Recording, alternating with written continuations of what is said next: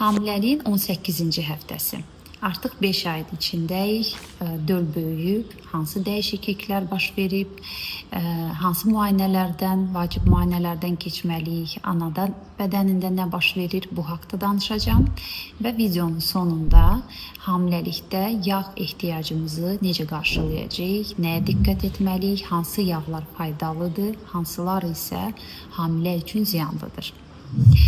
18-ci həftədə dölümüz artıq 15 santim böyüklüyündədir, uzunluğundadır və 200 qram çəkisi var. Böyük bir şaftalı boydadır.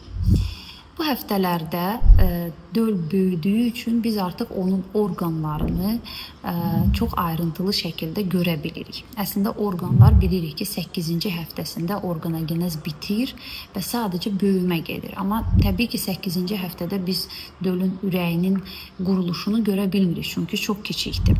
Amma 18 ilə 22 həftə arası olunan detallı ultrasəs və yaxud da Doppler müayinəsi deyilən bir müayinə artıq həyata keçirilə bilər.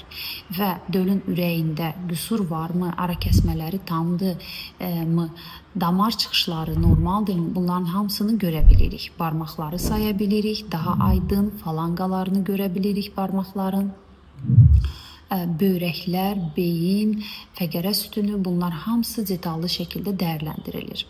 Əgər bundan öncə ikili tarama verilməyibsə, 16 ilə 18 həftə arası üçlü və dörtlü taramalar verilə bilər. Və yaxud da ehtiyac və göstəriş varsa, NIP testi oluna bilər. Ananın qarnı artıq aydın şəkildə görünür və kiçik də olsa görünür. Sol tərəfinə yatır, gəzir anamız və yüngül sportla məşğul olur. Bilirik ki, dölün inkişafı, beyin inkişafı üçün yağda əriyən vitaminlər, A, D, Y, K vitamini və omega 3, omega 6, omega 9 çox önəmlidir. Və məhz bunlar yağ məhsullarında bulunur. Yəni ümumiyyətcə bəzi vitaminləri biz ancaq yağdan ala bilərik və yaxud da yağ içərən quru meyvələrdən və digər qidalardan ala bilərik. Yağlara gəldiyimizdə bizim üçün ən faydalı iki növ yağ haqqında danışacağım. Bu zeytin yağıdır, ekstra virgin zeytin yağı və kərə yağıdır. Onu deyim ki, isidiləndə öz faydalı xüsusiyyətlərini itirməyən yağ kərə yağıdır. Ona görə xörəklərdə, yeməklərdə biz kərə yağı istifadə etməliyik. Amma salatlarda, yəni isidilməmiş şəkildə istifadə etdiyimiz qidalarda zeytin yağına üstünlük verməliyik. Kəsinliklə trans yağlar içərən, margarin kimi yağlar içərən qidalardan uzaq durmalıyıq. Bunlar fast foodda var və paketlənmiş qidalarda var.